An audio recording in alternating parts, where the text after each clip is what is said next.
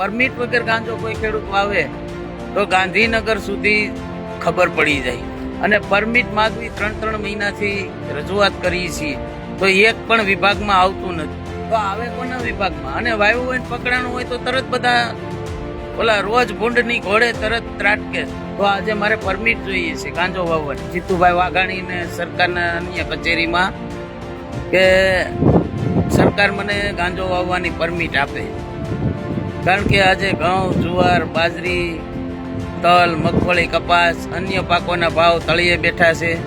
તેની સામે જંતુનાશક દવા, રાસાયણિક ખાતર, ડીઝલ, પેટ્રોલ, ખેત ઓજારોના ભાવ તેથી 3 ગણા વધી ગયા છે. આ બાબતે અમને પોષણક્ષમ ભાવ ન મળતા, ખેડૂતોની બમણી આવક ન થતા મેં સરકાર પાસે સરકાર માન્ય વાવેતરથી માંડીને વેચાણ સુધી ગાંજાની પરમિટ માગી હતી. તેમાં મને કલેક્ટરનો અને જિલ્લા ખેતીવાડીનો લેખિત પત્ર આવ્યો છે કે અમારા વિભાગમાં આવતું નથી. મેં જાણ્યું તો પોલીસ વિભાગમાં આવતું નથી, મામલતદાર વિભાગમાં આવતું નથી, કલેક્ટર વિભાગમાં આવતું નથી, જિલ્લા ખેતીવાડી વિભાગમાં આવતું નથી. તો આજે ખેડૂત પરમિટ વગર વાવે તો આ બધા લોકોના ઓલામાં આવે છે. ને પરમિટ માંગવા જાય તો એ કોઈ વિભાગમાં આવતું નથી. આ તે સરકારનો કાળો કાયદો કેવો? સરકારે પરમિટ વગર ગાંજો કોઈ ખેડૂત વાવે તો ગાંધીનગર સુધી ખબર પડી જાય. અને પરમિટ માંગવી 3 મહિનાથી રજૂઆત કરીએ છીએ તો એક પણ વિભાગમાં આવતું નથી. પોલીસ વિભાગમાં નથી આવતું, મામલતદારમાં નથી આવતું, જિલ્લા ખેતીવાડી અધિકારીમાં નથી આવતું, કલેક્ટરમાં નથી આવતું. તો આવે કોના વિભાગમાં? અને વાયુ હોય પકડાનું હોય તો તરત બધા ઓલા રોજ ભૂંડની ઘોડે તરત ત્રાટકે છે કે મારે સરકાર માન્ય તમારી દેખરેખ નીચે ગાંજાનું વાવેતર કરવું છે.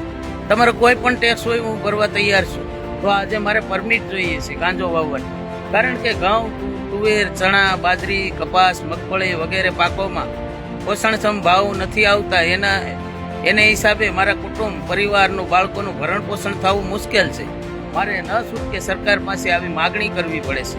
એટલે મારે સરકારને એક નમ્ર વિનંતી છે કે મારી તમામ તપાસ કરો, જમીન, વાડી, 7/12ની નકલ, અને મને સરકારે પરવાનો આપો એટલે હું મારી જમીનમાં ગાંજો વાવી શકું. આજે દારૂ વેચવાવાળાને દારૂની પરમિશન મળે, હથિયારધારીને હથિયારની પરમિશન મળે, તો મારી બાપ દાદાની જમીન છે, મને ગાંજો વાવવાની કેમ પરમિશન ન મળે? એટલે મારી એક જ અરજ છે કે મને સરકાર પરમિશન આપે અને હું 2 પાંદડે થાવ, મારા બાળકોનું ભરણ પોષણ થાય. બાકી આ મોંઘવારીને માર વચ્ચે મારી ખેતી મને પોસાય તેમ નથી. એટલે તાત્કાલિક નોંધ લઈ અને મને સરકાર માન્ય ગાંજો વાવવાની પરમિશન